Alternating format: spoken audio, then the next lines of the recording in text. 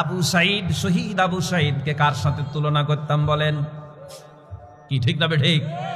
শহীদ আবু সাইদকে আমরা তুলনা করি ওহুদের মুজাহিদদের সাথে। শহীদ আলী রায়হানকে আমরা তুলনা করি ওহুদের শহীদদের সাথে। আমরা শহীদ মুগ্ধকে তুলনা করি। এরকম নাম না জানা প্রায় 2000 শহীদ যারা আমার দেশকে মুক্ত করার জন্য জালেমদের কবল থেকে এই জাতিকে, ইসলামকে নিষ্কৃতি দেওয়ার জন্য ওয়াকাতুরি যারা জীবন দিল, কান্নাহুম বুনিয়াদুম মারসুস, সীসা ঢালা প্রাচীরের নেই।